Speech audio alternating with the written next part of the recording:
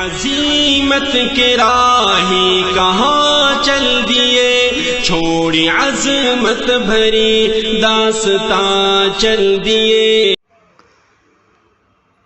بسم اللہ الرحمن الرحیم، الحمد للہ رب العالمین والعاقبۃ للمتقین، والصلاة والسلام علی سید الانبیاء والمرسلین، محمد وآلہ واصحابہ اجمعین، اما بعد فقد قال النبی صلی اللہ تعالی علیہ وسلم: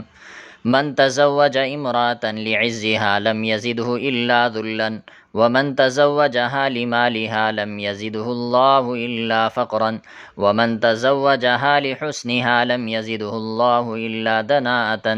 ومن تزوج امرأة لم يزوجها إلا ليغض بصره أو ليحسن فرجه أو يصل رحمه، بارك الله فيها وبارك لها فيه، او کما قال النبی صلی اللہ علیہ وسلم۔ معزز سامعین کرام، دور موجود میں مسلم سماج جس دہانے پر کھڑا ہے وہ بد سے بدتر ہے۔ اس کی سب سے اہم وجہ نکاح کو مشکل بنانا ہے۔ نکاح اس لیے مشکل بن گیا کہ اس کو عبادت کے بجائے زمانہ اور سماج کے رسم و رواج کا درجہ دیا گیا ہے، اور یہ بات بالکل واضح ہے کہ جو چیز اپنی اصل حقیقت اور حیثیت سے الگ ہو کر رسم و رواج کی شکل اختیار کر لیتی ہے تو وہ رسم و رواج کی تمام خرابیاں اور تباہ کاریاں اس میں پیدا ہو جاتی ہیں۔ چنانچہ نکاح عبادت کے دائرے سے ہٹ کر رسم و رواج کی بے راہ روی کو اختیار کرنے کے بعد جہیز جیسی لعنت کو اس میں اہم اور مرکزی حیثیت حاصل ہو گئی۔ مسلم معاشرے میں یہ لعنت داخل ہونے کی بنا پر نکاح کا جائز اور آسان راستہ انتہائی مشکل بن گیا،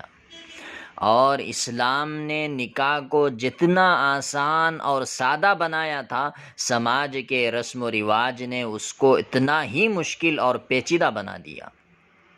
کہ آج ایک معمولی اور متوسط درجے کا آدمی بھی اگر اپنی بیٹی کی شادی کرنا چاہے تو لاکھوں کے بجٹ کے ساتھ وہ قدم اٹھا سکتا ہے۔ مغربی کلچر اور غیر اسلامی رسوم کو اختیار کرنے کی بنا پر نکاح کا آسان طریقہ مشکل ہونے سے جنسی خواہشات کی تکمیل کے لیے بدکاری، بد اخلاقی اور بے حیائی کا راستہ اپنایا جا رہا ہے۔ لو میرج اور کورٹ میرج کے شرمناک واقعات سامنے آ رہے ہیں۔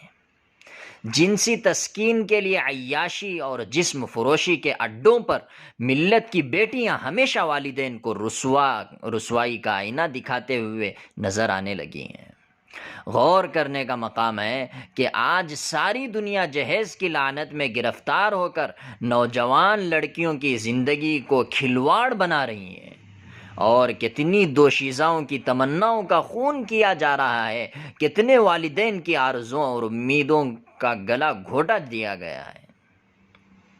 ہزاروں نوجوان بن بیاہی لڑکیاں آج بھی گھروں میں بیٹھی اپنے مقدر کو ترس رہی ہیں، اور نئی نویلی دلہنوں کو طلاق کی دھمکی دی جا رہی ہے۔ معاشرہ اتنا بدتر ہو گیا ہے۔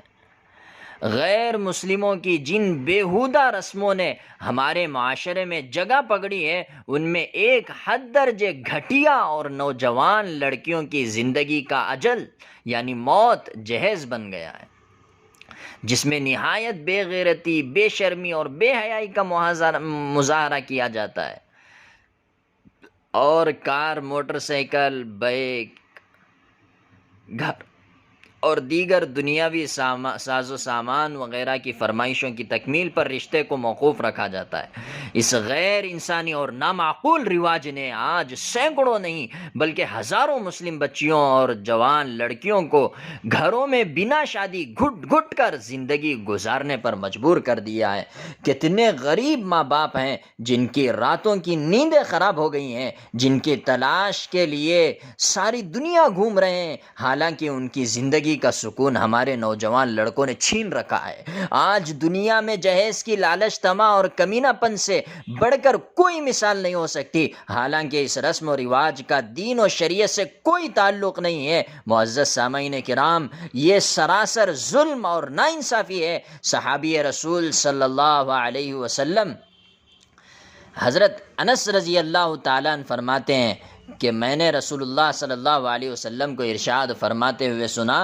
من تزوج امرأة لعزها لم يزده الا ذلا ومن تزوجها لمالها لم يزده الله الا فقرا ومن تزوجها لحسنها لم يزده الله الا دناءة ومن تزوج امرأة لم يزوجها الا لیغض بصره او لیحسن فرجه او یصل رحمه بارک اللہ فیہا وبارک لها فیہ۔ کتنی بہترین روایت ہے۔ جو شخص کسی عورت سے محض اس کی عزت کی وجہ سے شادی کرے تو اللہ تعالیٰ اس شوہر کو ذلت میں ڈال دیں گے، اور جو شخص عورت کی محض مالداری کی بنیاد پر اس سے نکاح کرتا ہے تو اللہ تعالیٰ اس شخص کو فقر و فاقے میں مبتلا کر دیں گے، اور جو شخص کسی عورت سے محض اس کے حسن و جمال کی وجہ سے نکاح کرے تو اللہ تعالیٰ رسوائی اس کے مقدر کر دیں گے، اور جو شخص کسی عورت سے اپنی نگاہ کو پست رکھنے اور شرمگاہ کو حرام سے بچانے اور رشتہ داروں کے ساتھ صلہ رحمی کے غرض سے نکاح کرے گا تو اللہ تعالیٰ شوہر کے لیے بیوی میں اور بیوی کے لیے شوہر میں برکت عطا فرمائیں گے۔ اس روایت سے بخوبی معلوم ہوتا ہے کہ نکاح کرنے میں مقدم دین کو رکھیں اور اس کے ضمن میں حسن و جمال، حسب و نسب، مال و دولت کو رکھا جائے، جیسا کہ ایک دوسری روایت سے بھی یہی معلوم ہوتا ہے کہ حضرت ابو ہریرہ رضی اللہ تعالیٰ عنہ سے روایت ہے کہ رسول اللہ صلی اللہ علیہ وسلم نے ارشاد فرمایا، تنکح المرأة لأربع لمالها ولحسبها ولجمالها ولدینها فاظفر بذات الدین تربت یداک۔ کسی بھی عورت سے نکاح کرنے میں 4 باتوں کا لحاظ رکھنا اولا، مستحب اور مستحسن ہے۔ نمبر 1 مال کے اعتبار سے، نمبر 2 حسب و نسب کے اعتبار سے، نمبر 3 حسن و جمال کے اعتبار سے، نمبر 4 دینداری کے اعتبار سے، مگر ان چاروں چیزوں میں دینداری کو ترجیح دی جائے گی۔